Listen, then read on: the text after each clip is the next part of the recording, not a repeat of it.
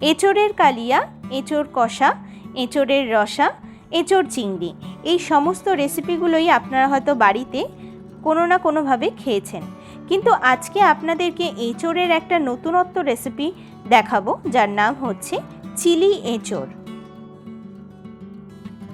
Chilli এঁচোড় নামটা শুনে আপনারা হয়তো ভাবছেন যে এটা আবার কী ধরনের রেসিপি হতে পারে, কিন্তু যখন চিকেন হতে পারে, মাটন হতে পারে, তখন এঁচোড়ও হতে পারে। আসুন দেখে নেওয়া যাক আজকের রেসিপি। প্রথমেই আমরা এখানে নিয়ে নিয়েছি 500 গ্রাম এঁচোড়। এঁচোড়টাকে 3 ইঞ্চি সাইজের টুকরো করে কেটে নিয়ে আমরা সেদ্ধ করে নিয়েছি। তবে বেশি সেদ্ধ করা যাবে না, 80% মতো এঁচোড়টাকে সেদ্ধ করে নিতে হবে। এঁচোড় সেদ্ধ হয়ে গেলে আমরা এঁচোড়টাকে প্রথমে ম্যারিনেট করব। তার জন্য এখানে দিয়ে দিচ্ছি 2 চা চামচের মতো নুন, দিয়ে দিচ্ছি 2 চা চামচ লঙ্কা গুঁড়ো। আপনারা যারা ঝাল বেশি পছন্দ করেন তারা ঝালটা একটু বেশি ব্যবহার করতে পারেন। আর দিয়ে দিলাম 2 চা চামচ গোলমরিচের গুঁড়ো। এবারে এর মধ্যে দিয়ে দিচ্ছি 2 টেবিল চামচ আদা রসুন বাটা। আজকে আমি আপনাদের সঙ্গে দুটো টিপস শেয়ার করব। 1 নম্বর হচ্ছে এঁচোড় কাটার পর সঙ্গে সঙ্গে আপনারা নুন হলুদ জলে এঁচোড়গুলোকে ভিজিয়ে দেবেন, তাতে এঁচোড় কালো হয়ে যাবে না। আর সেই সঙ্গে সঙ্গে আপনারা এঁচোড় কাটার আগে হাতে একটু সর্ষের তেল মাখিয়ে নেবেন, তাতে আপনাদের হাতও কালো হয়ে যাবে না আর এঁচোড়ের আঠাগুলো খুব সহজেই উঠে যাবে। এবারে দেখুন আমাদের এঁচোড়টা মশলা মাখানো হয়ে গেছে সমস্তটাই। এবারে আমরা এর মধ্যে দিয়ে দিচ্ছি 2টো ডিম। এবারে এর মধ্যে দিয়ে দিলাম 3 টেবিল চামচ কর্নফ্লাওয়ার আর 3 টেবিল চামচ ময়দা। ময়দা, ডিম আর কর্নফ্লাওয়ারটাকে খুব ভালোভাবে এঁচোড়ের সঙ্গে মিশিয়ে নেব।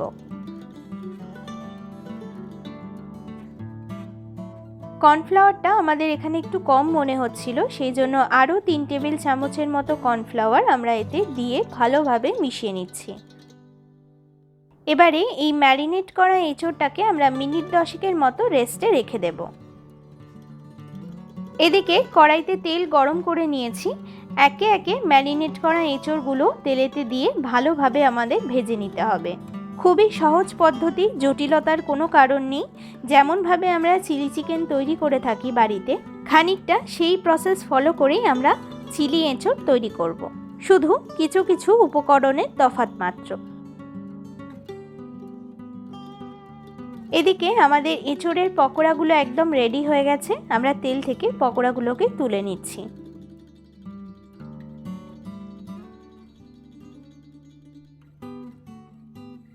পকোড়াগুলো তো আমাদের তৈরি হয়ে গেছে, কিন্তু এরপর যখন আমরা গ্রেভি তৈরি করব তার জন্য আমাদের একটা সসের প্রয়োজন।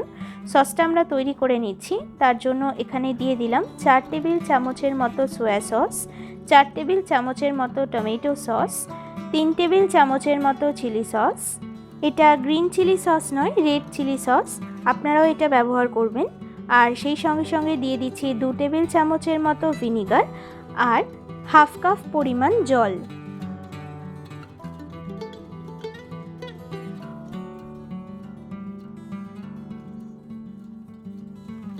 সসটা আমাদের রেডি হয়ে গেছে। এবারে একটা কড়াই বসিয়ে নিয়ে তাতে দিয়ে দিলাম 25 ml মতো রিফাইন্ড অয়েল।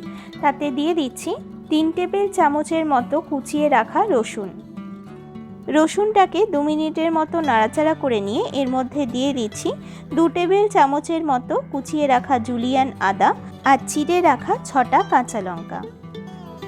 আদা আর রসুনের মধ্যে যখন ব্রাউনিশ কালার চলে আসবে তখন আমরা এর মধ্যে দিয়ে দেব 3টে মিডিয়াম সাইজের স্লাইস করে কেটে রাখা পেঁয়াজ। আপনারা চাইলে পেঁয়াজটাকে কিউব করেও কেটে নিতে পারেন। হালকা 2-3 মিনিট পেঁয়াজটা নাড়াচাড়া করার পর আমরা এর মধ্যে দিয়ে দিচ্ছি লম্বা লম্বি স্লাইস করে কেটে রাখা ক্যাপসিকাম, ছোট ছোট করে কুচিয়ে রাখা পেঁয়াজ পাতা আর পেঁয়াজ পাতার গোড়ার দিকের 5-6টা অংশ।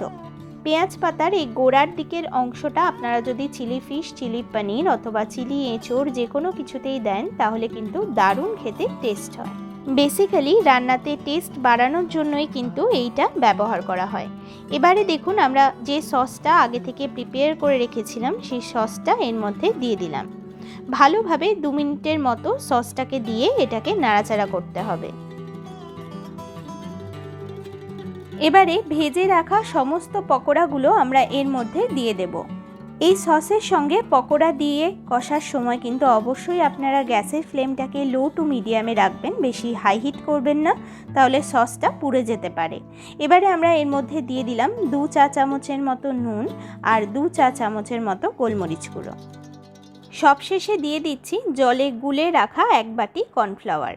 এখানে 2 টেবিল চামচ কর্নফ্লাওয়ারকে আমরা আগে থেকে জলের সঙ্গে ভালোভাবে গুলে রেখেছিলাম।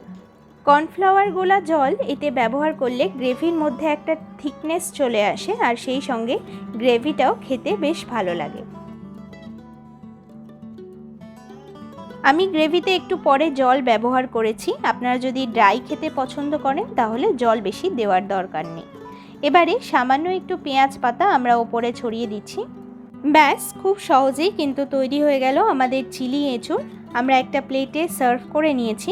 ফ্রাইড রাইস, তন্দুরি রুটি, নান, পরোটা এইসবের সঙ্গে কিন্তু আপনারা অনায়াসে এই রেসিপিটা সার্ভ করে নিতে পারেন। আর মাংস যারা পছন্দ করেন না তাদের জন্য এই রেসিপিটা কিন্তু একদম পারফেক্ট রেসিপি।